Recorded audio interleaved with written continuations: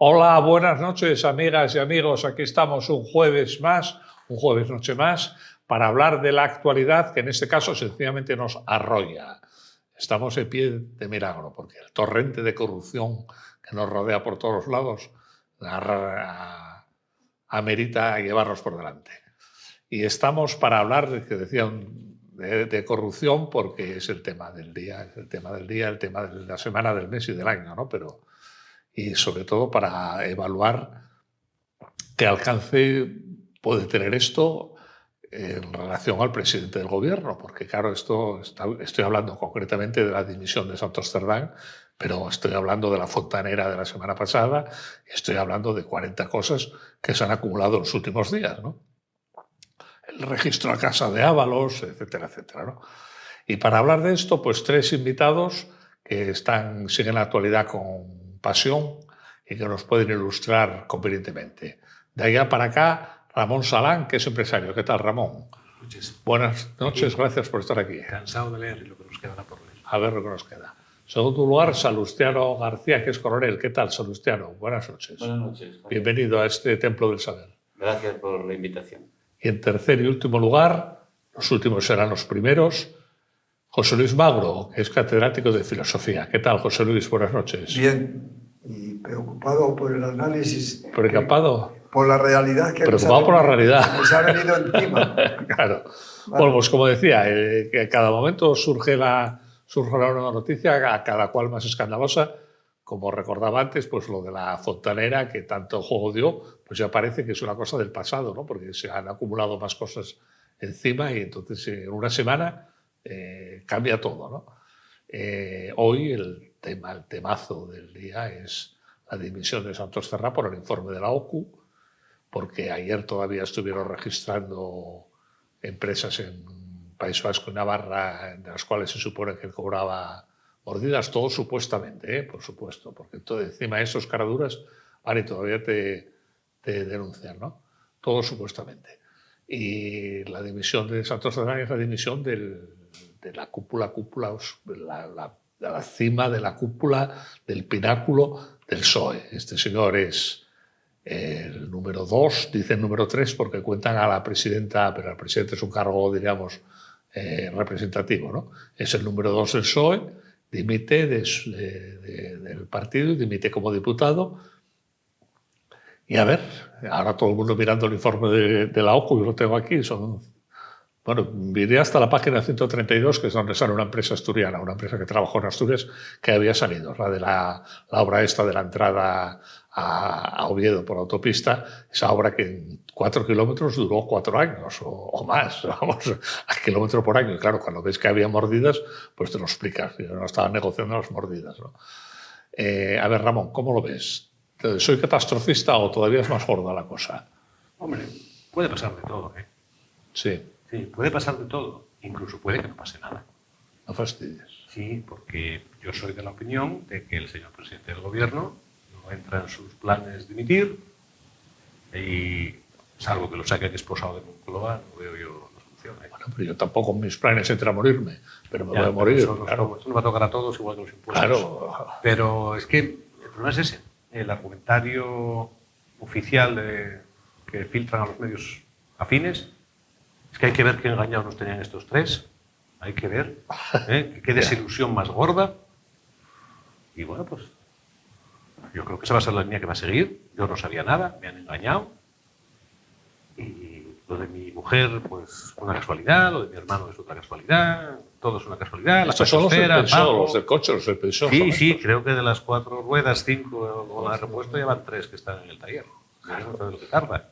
Pero el señor no se va a bajar un coche sin ruedas. No se va a bajar del coche. Ya. No se va a bajar del coche. Y es comprensible.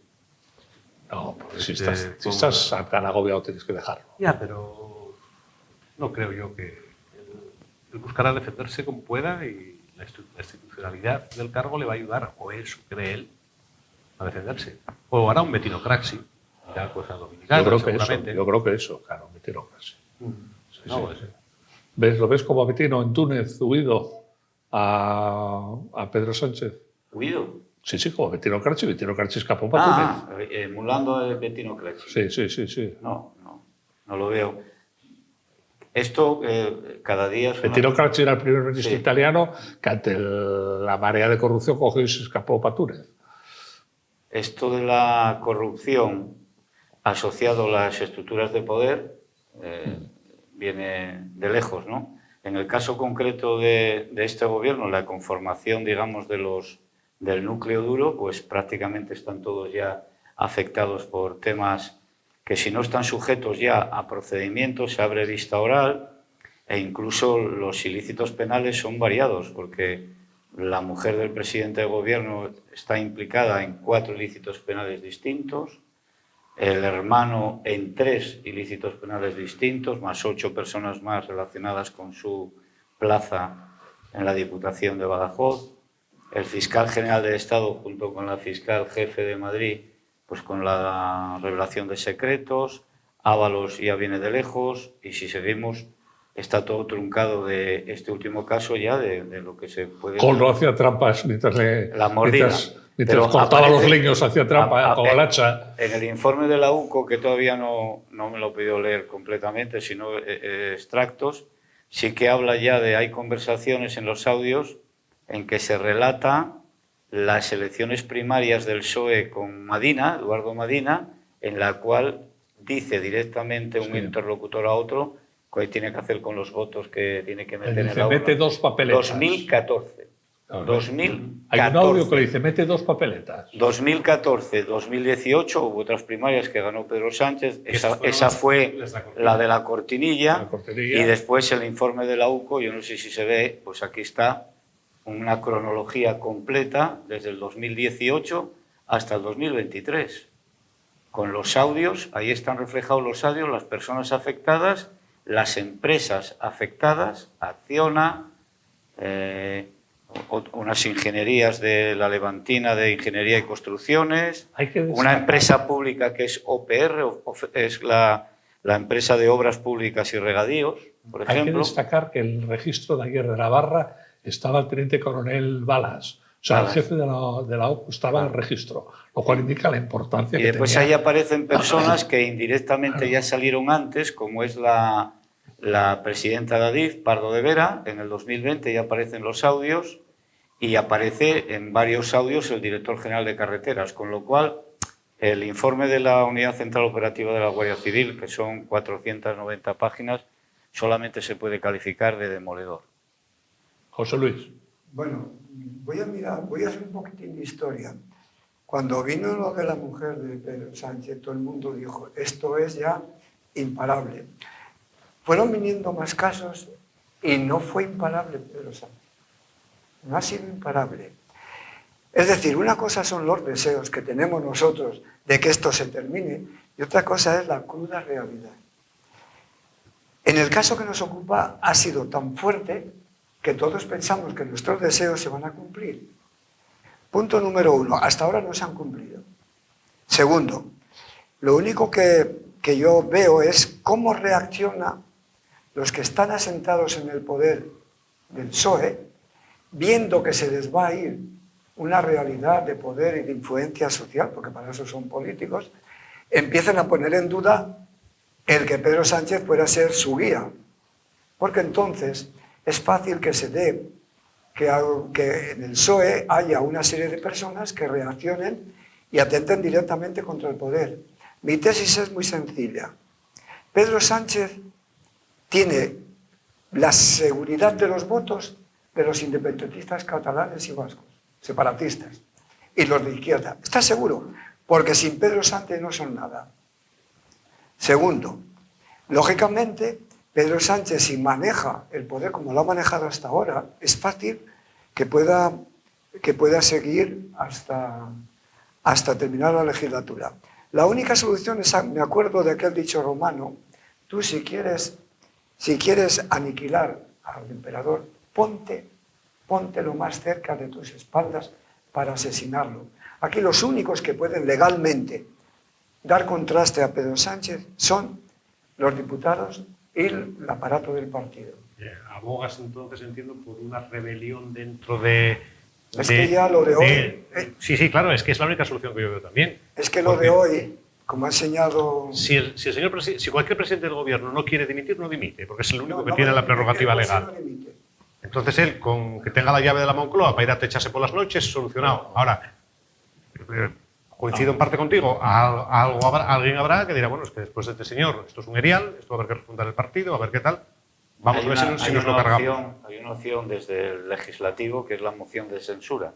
Sí, pero... Se puede plantear una moción de censura si se pudiera entrever que parte de la coalición que llaman anecdóticamente Frankenstein, alguna de esas partes puede en esta situación ver no rentable la continuidad política, pero como bien decía el de cara a la problema. perspectiva electoral, porque en política todo está muy bien cuando te va bien, como estáis diciendo, como está diciendo José Luis, desde el punto de vista del poder, ¿no? Sí. El poder se consolida y se mantiene. En este caso es una exhibición del poder que deteriora un sistema democrático y lo está convirtiendo en una autocracia por los hechos, ya no por la suposición de la oposición. En este caso, la moción de censura con este nuevo escenario pudiera valorarse desde el punto de vista que hubiera alguna falla en esa coalición. Sí, pero curiosamente en los medios oficialistas están atacando, incluso en la mañana de hoy, atacaban a Feijóo diciendo, bueno, ¿y qué espera entonces ahora después de todo esto para presentar la moción? Claro, lo que quieren es hacerle caer, porque la moción, si no sale, es darle aire a Pedro Sánchez. Entonces, Feijóo, muy a la gallega, contestó, ahora mismo es tiempo de seguir leyendo este que tenemos y lo que vendrá después. Es que es así. Es una posición a valorar. Yo no voy a entrar, yo soy crítico habitualmente con la posición política o estratégica del líder del PP porque ejerce de gallego, evidentemente. Es muy difícil calibrar en una primera intervención qué es lo que se va a hacer. Ha dicho concretamente, ha dicho que había que esperar, había que leérselo y que había que hacer una lectura, la palabra mágica, proporcionada, como el otro día en el meeting, centralidad. Son cosas que me dejan a ver proporcionalmente cómo se lee un informe de la Unidad Central Operativa. Vamos a Sánchez. No resiste cualquier cosa. No es un chiquillo de 6 años que dice, pues no como el postre.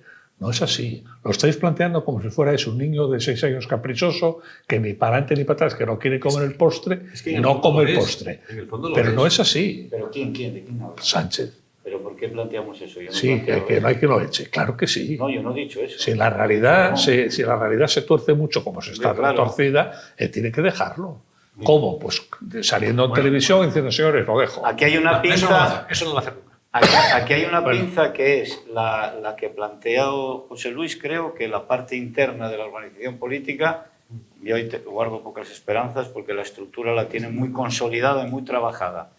Está la externa, la pinza, bueno, está la oposición, que puede hacer oposición, que es lo que debe de hacer, y después está la externa, que es Unión Europea. El informe de la Comisión Europea en relación con la ley de amnistía es para leérselo. Sí. Y bueno, esto siempre puede encontrarse en un momento dado que, como dice Javier, ya la presión de los hechos le obliga a tomar los hechos. Son los hechos, no son la moción de censura, la no sé qué, son los hechos lo que lo he dicho. Yo ahora creo que nos encontramos en una situación un poco diferente de todos los casos de corrupción que hemos tenido hasta ahora. La diferencia es que se ha demostrado que el aspecto económico, el aspecto de la responsabilidad ante los votantes, han visto cómo han robado descaradamente. Es decir, el problema de este hecho es que una vez miles de españoles empiezan a pensar, pero ¿cómo? ¿Que me están robando? Pero de esta manera. Entonces, viene una conversión, porque el problema de nuestro modelo político es que tenemos unas estructuras de imperativos éticos y pensamos que la mayoría de la gente lo tienen, y de cierto modo lo tienen. Entonces, esta realidad te quiebra. Y entonces lo que van a pedir de una manera u otra, oiga, a usted no le queremos. Y desde ahí puede ser que Pedro Sánchez empiece con una batalla empiece con una batalla, que va a ser otra vez acudir a los medios de comunicación, a ver cómo los domino, porque hasta ahora siempre los ha dominado. Eso se llama trabajar el relato. Trabajar el relato. Es el trabajo prioritario de Moncloa desde hace años. Pero llevaba 44 días escondidos. Y piensa que todo lo arregla con una rueda de prensa. Por lo que él entiende que es una rueda de prensa, porque no hay que olvidar, y es un buen ejercicio leer el discurso de Ábalos en la moción de censura diciendo que venían, los 6 primeros meses de Sánchez llenándose la boca de que voy a dar transparencia, criticando al plasma. Pues siempre será mejor un plasma que estar escondido debajo de la mesa, o salir a no admitir preguntas, o que las preguntas vengan dirigidas. Pero ese es el problema, por ello que el personaje osadía y todas estas cosas, y claro, con malas artes así cualquiera, porque cuando tú quieres luchar con una persona que no tiene frenos morales ni éticos, estás en muy franca desventaja. O sea, es como aquel dicho inglés de no pelees por un cerdo, porque te va a llevar al barro y a él le encanta y tú vas a acabar hecho un desastre. Claro, claro. Es que es así. Entonces, yo creo que la única manera de que este señor abandone el poder, porque además vamos a ver, con la encuesta de Tezanos hoy, que le da 7 puntos más que le daba en la última, después de todo lo leído y tal. Oye, señor Sánchez, si tan buena es la perspectiva, ¿por qué no convoca usted elecciones? Que le están dando una ventaja abrumadora. O sea, el personaje... Puede hacerlo, puede hacerlo. Sí, el personaje lo que quiere es el poder por el poder, porque le gusta que se le cuadren los guardias civiles y los policías a la puerta de los congresos. Tiene este narcisismo patológico. Pero otras salidas, convocar elecciones en verano, voto por correo, que ya las sospechas ya son todas sobre el voto por correo, sí, claro. Y volver otra vez a ganar.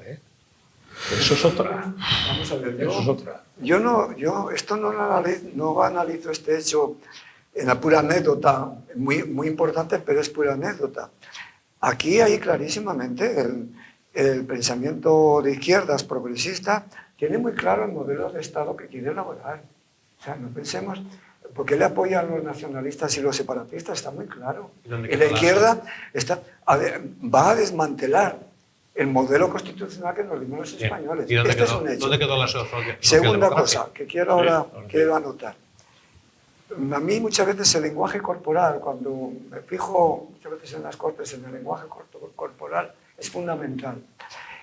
Han puesto una mirada de Pedro Sánchez a Santos Cerdá que denota el odio, pero a la vez la ansiedad de hundirlo, de matarlo y todos los demás mantener los pies tras las filas.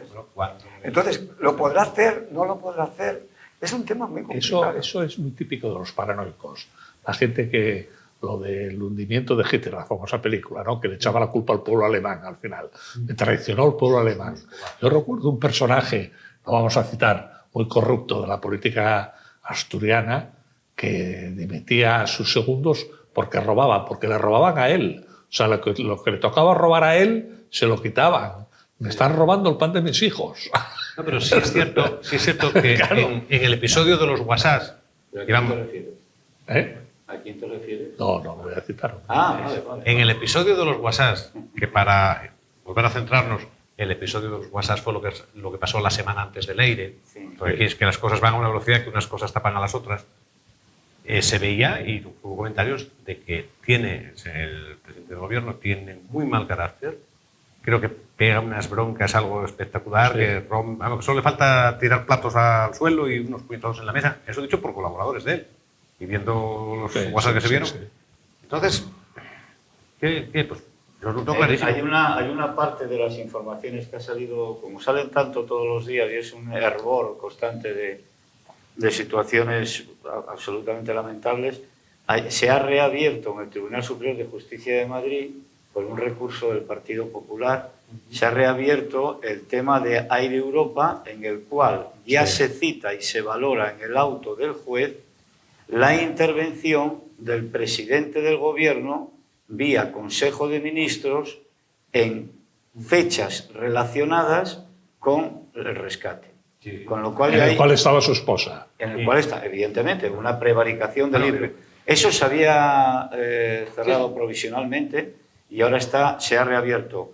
Eso implica que como esa circunstancia de este equipo que tenía él desde los inicios, Koldo, Santos Cerdán, Ábalos y él, digamos, los del grupo del Peugeot. Pero citamos famoso, también a la delegada del gobierno, a Adriana Lastra. Yo creo que era del grupo inicial también. Digo, ¿no? que todos ellos están implicados ya en diferentes causas por diferentes motivos y todas relacionadas con el poder adquirido a partir del 18, pero previamente con el trabajo para consolidarse ellos dentro de la estructura del Partido Socialista. Que eso es sí que es lo que puede hacer que algo reaccione dentro de la estructura, digamos, ideológica de la izquierda, que tiene una gran fuerza, y sobre todo el aparato mediático. Hoy he visto en la 1, televisión pública, la puse inmediatamente nada más ver las noticias. Y toda la mesa de tertulianos solamente utilizaba el argumento «y tú más». Todo, y el «y tú más» era contra Feijóo. ¿Por qué? Porque ¿cómo se atreve Feijóo a hacer estas declaraciones cuando lo que tiene detrás, y van citando la Kitchen, la Gürtel y tal, ¿cómo se atreve? O sea, quiero decir, este es el relato, y que ese aparato mediático y la estructura interna del partido puede pensar que ya no da más de sí, ¿no? Porque es un momento que la cosa es demoledora. Pero para que eso fuera, pues, por ejemplo, hoy tendría que haber habido manifestaciones de algún militante que paga la cuota indignada delante de Ferraz, o delante de la calle Jovellanos en Oviedo, o delante de tal. No se ha visto nada de eso. No, yo por eso esa supuesta o hipotética rebelión interna no la veo, nunca la vi. Con Felipe González tampoco hubo ningún tipo de rebelión, y mira que no hubo cosas. La única rebelión interna que hubo de PSOE en el Congreso la protagonizó precisamente Pedro Sánchez con otros cuantos, votando que no, cuando la postura oficial del partido era la abstención a la de Rajoy. Pues igual le van a dar su misma medicina, vete tú a saber. Pero bueno, ahora, bajando a lo concreto, llevamos 2 años sin presupuestos, tenemos pinta de que el año 26 tampoco los va a haber. Estamos perdiendo el tiempo, solamente porque este señor siga durmiendo. Hay una circunstancia, no solo la pérdida del tiempo en la generación de Producto Interior Bruto en el país y en la economía, que es la contestación que ha tenido Sánchez hoy cuando Rajoy le interpeló. Simplemente se pudo hablar de los datos de lo bien que va todo en la economía, y ¿qué me está usted contando? Cuestionables muchísimo. Hasta el ranking de democracia, que dice que bajó del 35 al 25, lo cual es el fasear un informe hecho ad hoc. Pero aquí hay, en todo este proceso, con todo lo que está cayendo,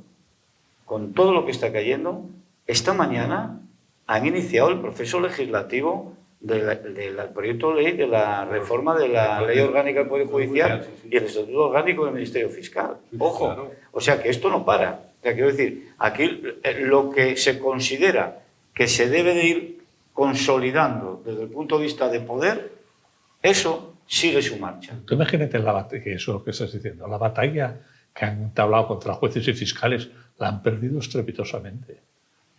Aunque esté ahí el fiscal general del Estado, pero es que lo que hay es una auténtica rebelión de jueces fiscales. Bueno, no estaban todas las asociaciones en la huelga de ayer, estaban de las 7:05. Las progresistas. Pero es una rebelión lo que hay. No se puede gobernar contra un poder del Estado movilizado, no se puede gobernar, es imposible.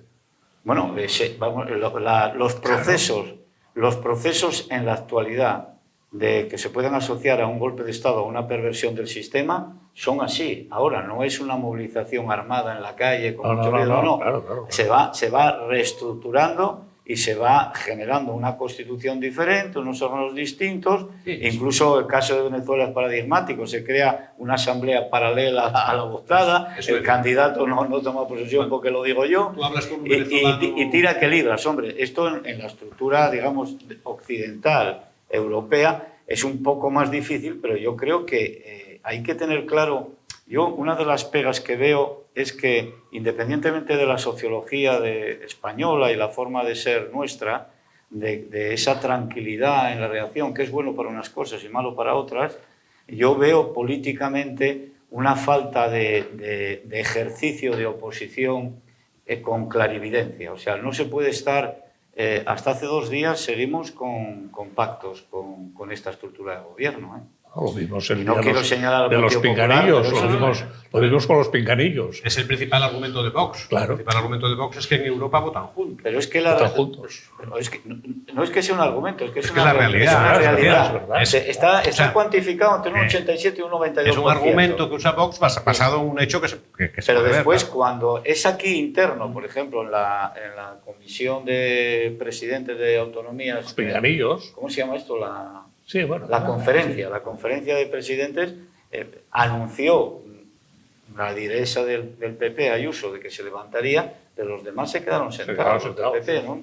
E incluso Juanma Moreno Bonilla estaba encantado de la vida con ella, o sea, era un compadreo. Quiero decir, todo esto, no hay que ser ineducado, todos entendemos lo formal, pero es que eso es una herramienta que da oxígeno absolutamente a lo que tú decías antes. O sea, tú te impones limitaciones éticas en el ejercicio de la política pública, pero el que tienes enfrente no tiene límites. Entonces, este planteamiento de estrategia política es muy claro. Este no tiene límites. Yo me pongo los límites, gana el que no tiene límites. No, pero siempre gana. hay más factores. Bueno, José Luis. simplificando, coge José el balón Luis. con la mano, vamos. José Luis. De todas maneras, voy a hacer una pequeña distinción. El paradigma que tiene el ciudadano es un paradigma social. Si quieres tú, o bien de tipo social o bien de tipo liberal, me traes sin cuidado. Ahora bien, en el momento en que uno adquiere poder y el paradigma en que se fundamenta esta sociedad lo transforma en un instrumento para hacerlo y ponerlo a su servicio, todo le está permitido. Y ahora has citado la ley de Bolaños, va precisamente con toda cara dura. Después de este hecho que a nosotros nos escandaliza, Bolaños presenta una ley que va a romper las espinillas a todo el sistema judicial. Entonces, este es un problema mucho más gordo de lo que parece. Pero vamos a ver, es que la justicia va muy despacio. Es decir, no, la mujer no pasa nada, se dijo que iba a caer por la mujer, pero la justicia es muy despacio. Pero estamos llegando a un nivel que no es descartable que procesen al presidente del gobierno. La justicia va despacio. Hemos tenido una porque suerte. Al gobierno de turno nunca le ha interesado que la justicia fuera rápida. Voy a explicar por qué. Sí. Con el 10% de lo que se invierte en modernizar Hacienda o la DGT, con el 10% de ese dinero la justicia iría como un cohete, valga la expresión. Pero el hecho es que va despacio. Quiero decir que al nivel que estamos llegando de corrupción y de escándalo tras escándalo, no es descartable que un juez vaya por el presidente de cabeza, de frente. Entonces, ¿qué pasa? No se acoge a tal, no se acoge a nada. Hay que pedir un suplicatorio. ¿Se lo van a dar? Pero un suplicatorio es una moción de censura organizada por un juez. Vamos a hacer un ejemplo así un poco. Claro, exactamente. Y ¿van a decir que sí? Oye, pero el suplicatorio no. El suplicatorio lo que hace es ponerte al Tribunal Supremo. La única manera de poder detener a un político aforado es en el caso de que se le pille en flagrante delito. No, el aforamiento no significa eso. El aforamiento significa que sube de escala. Claro. Pero para poder investigarlo, tienes que solicitar. De hecho, cuando el juez del Supremo le dijo a Koldo, si le parece bien a usted, pásese a declarar voluntariamente, es la manera elegante de decir, o lo hace usted o voy a pedir un suplicatorio. Claro. Mira, para que el juez llame a declarar como imputado, como investigado al presidente del gobierno, hay que pedir primero un suplicatorio. No deja de ser una moción de censura también. Lo que pasa es que tiene que ser aprobado por las cámaras. Ahí está el problema. Si no es aprobado, no hay nada que hacer contra él. Salvo que lo pille con la pistola en la mano. Eso ya ha cambiado. No es posible. Al dato que nos ocupa. Al dato que nos ocupa es la siguiente. En este tema de la justicia tenemos la suerte de que hemos heredado un modelo de justicia y de jueces que han sido formados en una serie de modos y formas y han tenido la valentía de enfrentarse. Tú imagínate que dentro de 2 o 3 años esta ley sale o dentro de 4, tú tienes totalmente dominado el aparato. Esto es peligrosísimo y en cierto modo es lo que ha hecho Pedro Sánchez y esto supone un plan, por ejemplo, con el Tribunal Constitucional. Es decir, van colonizando y por primera vez tenemos la posibilidad con este dato de decirle a Pedro Sánchez, eres un tramposo y además has estado robando. Entonces, claro, el tema es muy importante a ver cómo se enfoca. Esta es mi manera de pensar en relación con este hecho. Es un ataque definitivo al sistema desde el punto de vista del sistema de contrapesos. Claro. Ese sistema de contrapesos, si lo deterioras y lo haces afín a una acción del Ejecutivo pura y dura, no hay una democracia, hay otra cosa. Eso Europa, yo creo que está pendiente de este asunto, como en otros muchos asuntos, pero no podemos siempre estar pensando que esto sea una solución que tenga que venir de afuera. Aquí hay una estructura, digamos, de mecanismo judicial que evidentemente está dando el callo y ha habido muchas instrucciones en las cuales la presión personal, material, humana sobre los instructores ha sido muy dura, ¿no? Pero se han mantenido. Esto quiere decir que si ese sistema del decreto ley de reforma de la Ley Orgánica del Poder Judicial y Estatuto del Fiscal, más el sistema de acceso, todo lo que va ahí dentro, que es tremendo, sigue adelante, requiere un tiempo, y entonces aquí viene la asignatura pendiente. Vamos a hacer una suposición. Vamos a hacer una pausa de un minuto para hidratación, como el fútbol, como el Real Oviedo, que deberíamos estar hablando del Real Oviedo, que es importante. Sí, Así señor. que pausa de hidratación y volvemos ahora mismo.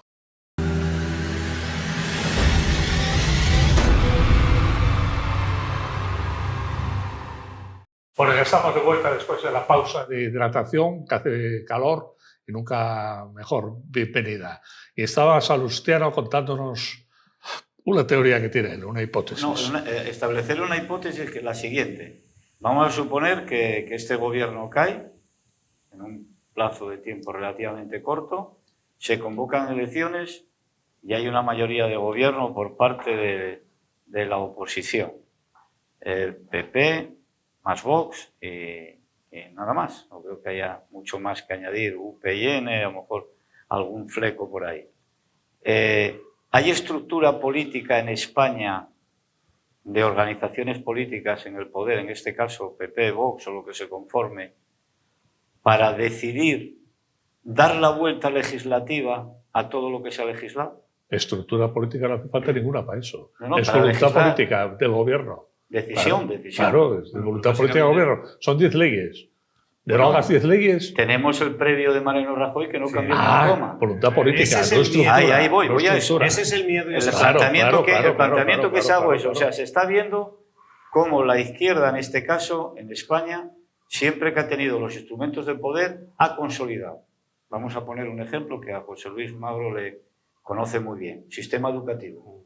Toda la legislación de nuestro sistema educativo desde la transición está cooptada ideológicamente por la izquierda.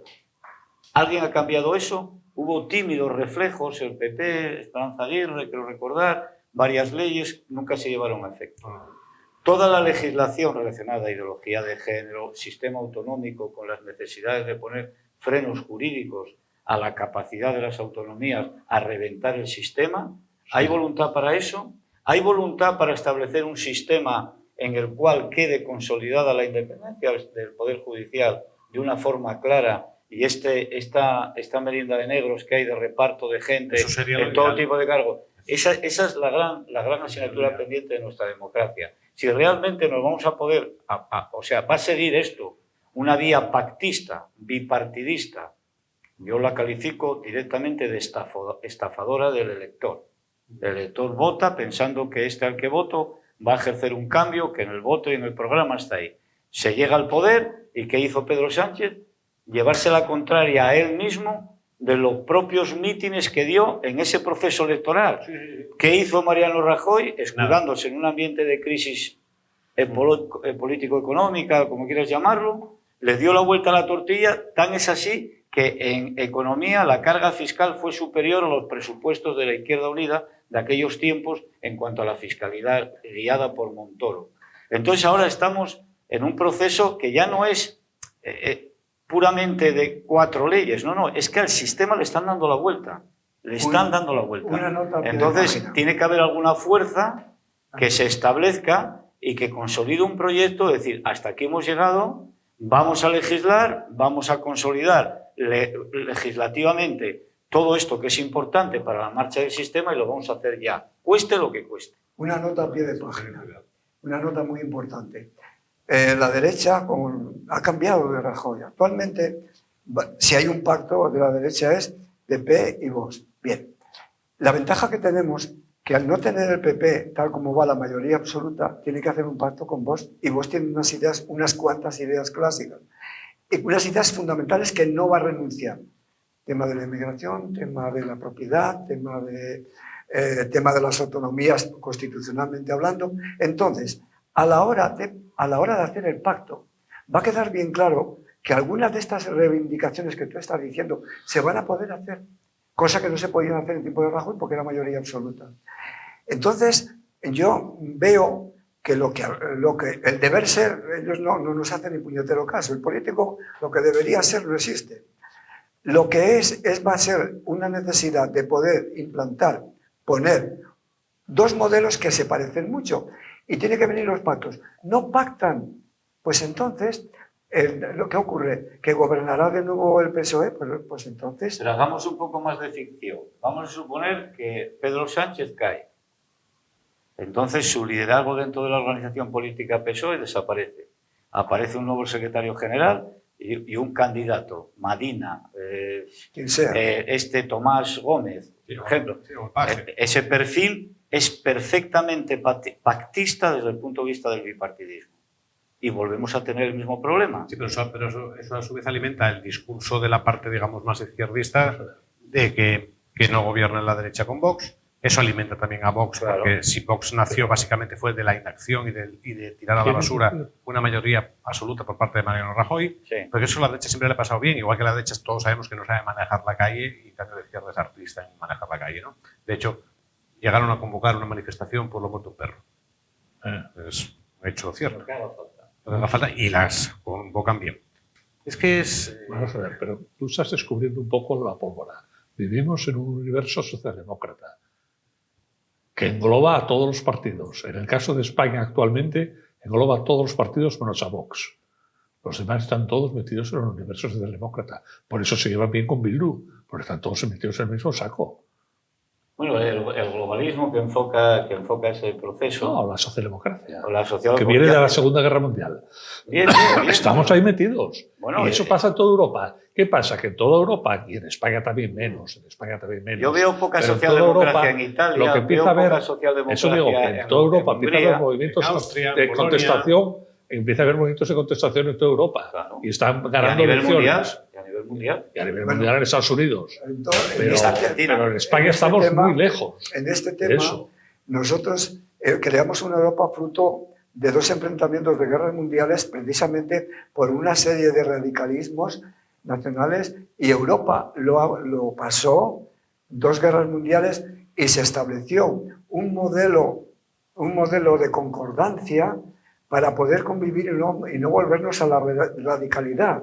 Este es un problema muy delicado. No, pero el socialdemócrata no va por ahí. El pacto socialdemócrata no va por ahí. No va por ahí. Yo el pacto no sé cómo se llevará a cabo, pero Europa todavía queda muchísima gente que de ninguna manera quiere unos enfrentamientos radicales, porque esto nos lleva de nuevo a una lucha fratricida. Esto es una experiencia vital. Ahora, ¿cómo se va a solventar? Pues no lo sé. Pero da la casualidad que el señor presidente del gobierno, que tuvo una cantidad de votos bastante apreciable, aunque no llegó a ganar a Feijóo, por mucho que se empeñen en repetirlo cada ocasión de que han ganado las elecciones ellos, lo dijo claramente: voy a hacer un muro. Su estrategia básicamente es de dividir para que nos enfrentemos. Estamos no socialdemócratas, claro. Estamos ante un comunismo. A un Comilten. Tú hablas con cualquier sudamericano que haya tenido que venir a España por motivos tal, te dice: ojo, que nosotros venimos del futuro que os espera a vosotros. Claro. Es que ese es el problema. No, pero vamos a ver, se están radicalizando. La izquierda, el progresismo, lo que llamamos mentalidad de progresistas, tiene una rama muy radicalizada. Luego hay un componente que no se valora bien, que es que siempre que ha tenido mayorías absolutas el PP, incluso en la época final de Felipe González, con los casos Filesa, Malesa, Time Sport, el Barrio Nuevo y Ver a la cárcel, que fueron acompañados y tal, siempre coincidió con una gran crisis económica. Por eso se esfuerza el PSOE actual en decir que los datos son muy buenos, lo cual es absolutamente cuestionable, porque la gente de la calle llega al momento que no es tonta, por mucho que tal. Entonces, llega el momento que digan: pues mira, yo prefiero comer todos los días, aunque gobierne la derecha. Porque Es que lo de las cifras económicas, viendo ayer al presidente del gobierno en la sesión de control salirse por peteneras y sacar el anuncio que sacó, es que mienten y claro, todo lo que se miente en sede parlamentaria no está sujeto a castigo, pero vamos, es que un desparpajo. Pero es un planteamiento, nos sataniza, aunque gobierne la derecha. Pero ¿cómo es posible llegar a esta satanización? Y decir, aunque así podemos comer, no vale este argumento. Sistema educativo, no vale, yo creo. Sistema educativo, Mira, paguitas, un montón de cosas. Antes ha citado el tema de la educación. La educación, Felipe González dio 3 leyes, lo del OCSE y lo BER. Bueno, viene la derecha, da una ley, que fue en tiempo de Aznar. No, con tiempo de Aznar. La LOCDE. Es muy claro, las 2 leyes que dio el PP, ley orgánica de la calidad educativa. Calidad. Bueno, la de Aznar no sirvió para nada porque vino a continuación Zapatero y a los año y medio, 2 años, la anuló y puso la LOE. Bueno, gobierna el PP y da otra vez la LOMCE, que también otra vez de calidad educativa. Viene Pedro Sánchez y la anula totalmente. O sea, estamos gobernados por una ideología de izquierda más bien radical. Este es un tema que lo tenemos que analizar con frialdad y esto es lo que están recibiendo nuestros jóvenes. Yo creo que es una estructura ideológica, por lo que yo he estudiado, tampoco podría empezar a dar citas aquí de personas que tienen mucho más fondo intelectual que yo en ese aspecto, pero la componente de poder de la izquierda es totalitaria, estructuralmente. ¿Por qué es totalitaria? Sí. Porque la cuestión ideológica, el aparato del Estado necesita controlarlo al máximo. Y en una democracia, precisamente, se generó un sistema de contrapesos. Con lo cual, esa izquierda ideológica que coloniza absolutamente todo, lo que está haciendo es llevar adelante su programa. Creo que fue Íñigo Errejón el que lo dijo así como de broma. Bueno, nos tendremos que ir, pero dejaremos los terminales, efectivamente. Los campamentos de invierno. El campamento de invierno. Entonces, claro, tú ya tienes esa capacidad para entender eso. En el caso de Pedro Sánchez, llevado al límite de los no límites, porque no tiene límites, no hay escrúpulo, no hay ningún tipo de vencimiento moral, salvo el de su propio análisis, de su realidad, que tiene un componente que la psiquiatría, me imagino, que tendrá que analizar profundamente, pero que se ha dado a lo largo de la historia en líderes de todo tipo. En este caso, en este caso, efectivamente, ejerce el poder. Entonces, en ese planteamiento, cuando hacía yo antes esa hipótesis de ficción, está si la sociedad española está preparada. Javier Neira dice que no, que es imposible porque nos domina, nos permea la estructura socialdemocrática. Yo puedo dar datos. Países del norte de Europa, amigos de la inmigración, puertas abiertas, ideología woke, de género. Suecia, Dinamarca, Holanda están dando la vuelta a todo eso porque han visto que se quedan sin su estructura de convivencia desde el núcleo familiar hasta los servicios públicos. Entonces, ahora mismo, ya legislativamente le han dado la vuelta a casi todo. Bélgica va por ese mismo camino. Italia con Meloni, con otro estilo. Y luego el paso más allá es lo que está haciendo Trump estos días, que es aferradas por las calles. La pregunta que dejo yo en el aire es, ¿políticamente España está preparada para dar esa batalla alternativa a lo que tenemos delante? Porque todavía no aquí la presión, que estamos saliéndonos del tema, la presión de la inmigración ilegal todavía no es tan fuerte como en esos países. Bueno, tú la estás viviendo en Asturias. Hay zonas de España que... En Cataluña y poco más. Porque aquí todavía Algeciras, Canarias, Andalucía, muchas zonas, el Levante español, no te quiero contar en Valencia, tenemos la suerte la de que seguridad ciudadana en Valencia, en qué se ha convertido. O sea, es que, claro, nosotros en Asturias aquí vivimos un poco un micromundo, porque creo que es de los territorios de España donde hay un menor componente de inmigración asentado. Aparte es una inmigración, por ejemplo, que es colombiana, que es... Marroquí también. Bueno, sí, pero eso lo reparten. Los índices son parecidos, pero es minoritaria. Pero tú cuando estás... por ejemplo, en Bilbao, que conozco yo un poco esa realidad por connotaciones familiares últimamente, hay un barrio que se llama el barrio de San Francisco. El barrio de San Francisco es un barrio obrero, donde se generó una estructura obrera de la época de la industrialización a tope. Bueno, actualmente es un reto, no se puede entrar. Y los que más protestan y los que más están haciendo batalla política son gente que fue de izquierdas de toda la vida. porque tienen el problema delante. Porque claro, dices a la niña con 14 años, vete tú al autobús y dices, oye, espera que te acompaño, es que no puedo quedarme, espera que tengo que contratar a una chica para que vaya contigo o alguien. O sea, empiezas a tener que tutorizar cantidad de actividades que antes era la puerta abierta y estar con la silla fuera de casa y no pasaba nada. Entonces, eso se está transformando y allá por ahí libros editados que hablan de la progresión geométrica, del incremento de la sensación de seguridad pública. Pero eso también hay que darlo en la política, porque si ahora mismo se está pactando la distribución de inmigración, es que tenemos en el Parlamento español, en vez de hablar del problema de la inmigración, de cómo regularla, ordenarla y filtrarla para que no genere un problema añadido a la convivencia, se está pactando si regularizamos a 300, a 500.000 o a 800.000. Es un enfoque erróneo desde el principio. Pero se está pactando entre eso y el pero es otro. Es el enfoque políticamente correcto, como en el tema que nos ocupa básicamente la corrupción. Claro. Es que, si haces un poco de historia, tradicionalmente el secretario de organización del Partido Socialista, siempre cuando llegaron al poder, acabó siendo el ministro de Fomento, ministro de Construcción, ministro de donde hubiera donde pillar. Las cosas como son. Y no estoy diciendo ninguna barbaridad porque todos acordamos de Pepe Blanco y las gasolineras, de esto, del otro. Citan a José Blanco sí. y a José Bono en los audios. Sí, claro. Y lo cita Koldo diciendo que llevaba trabajando con ellos ya varios años y que le parecía mentira que le estuvieran haciendo lo que le estaban haciendo. Hay una cita si viene de lejos esto. Hay una cita bastante peor y cuidado que esa va a dar recorrido, aunque se está parando mucho, se está intentando tentar la ropa a los medios afines, hablo, que es que Koldo le dice a a Cerdán, dice, porque estaban discutiendo de que el reparto que Cerdán hacía no era el adecuado para ellos, que era una palabra que les estaba timando Cerdán a Koldo y a Ábalos, decía, a ver si voy a tener que mandarle este audio a Pedro.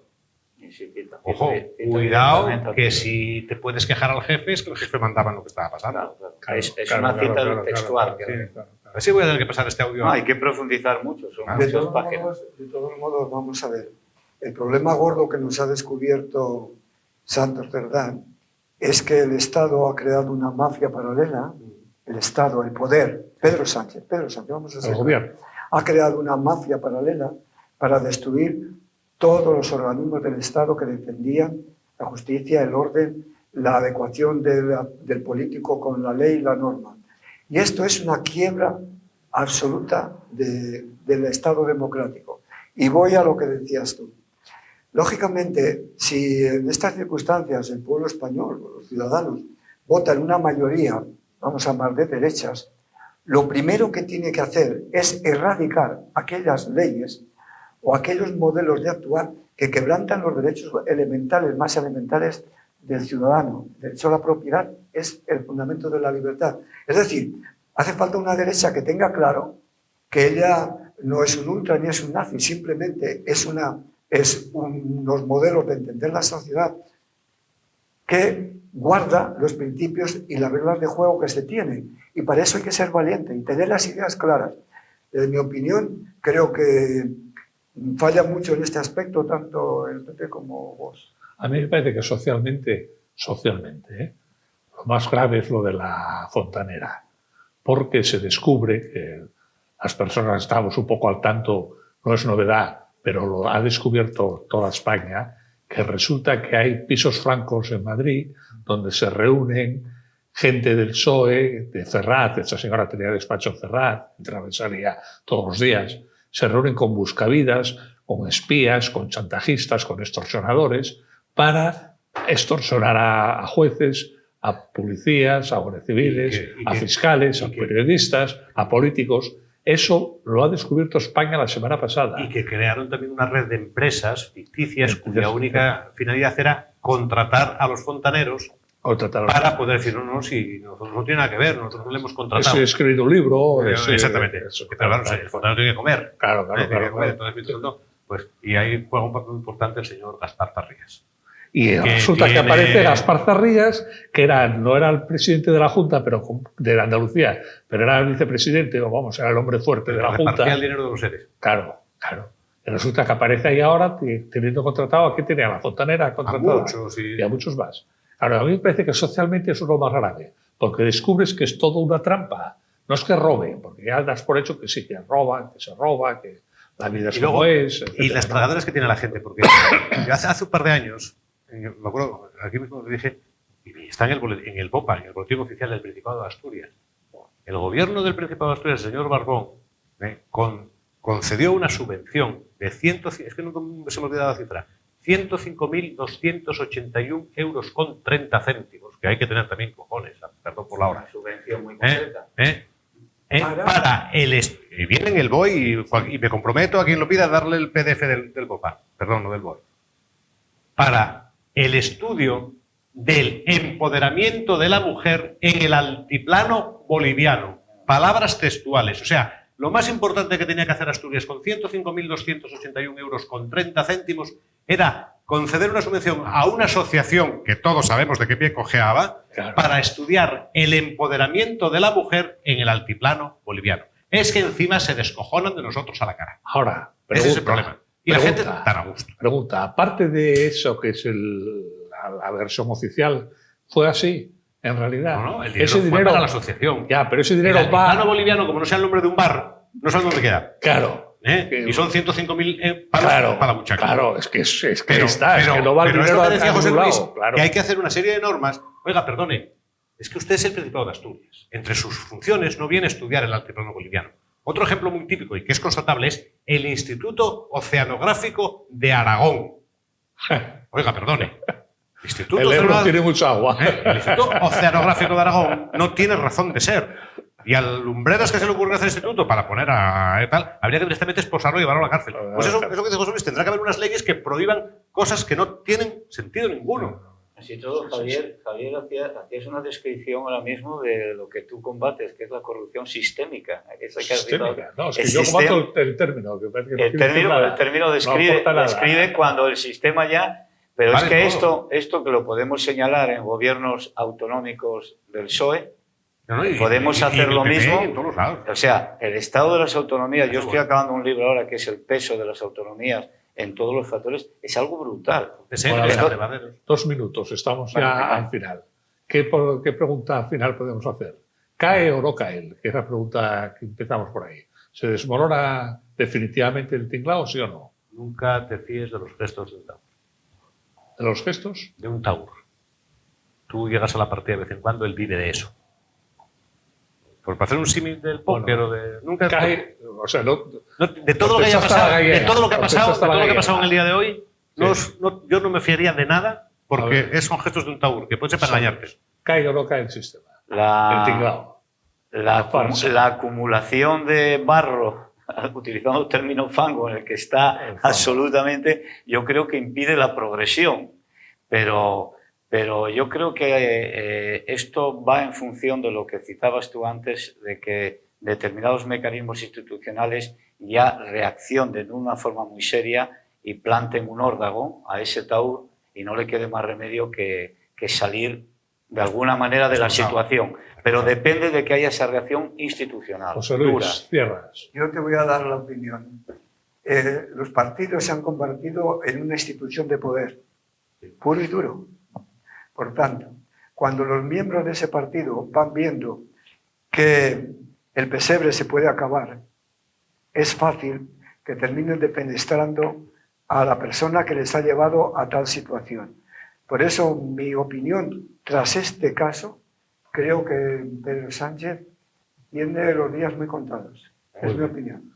Bueno, pues aquí están las 3 opiniones, después de una hora de opiniones y después de los sobresaltos estamos llevándonos. Bueno, yo insisto, llevamos una semana absolutamente frenética y a ver lo que falta. Gracias a los 3, muy interesante lo que dijisteis. Gracias a vosotros por habernos seguido y volveremos la semana que viene, sospecho, con el mismo tema a lo mejor, porque esto no creo que tampoco se liquide en una semana. Buenas noches a todos, gracias.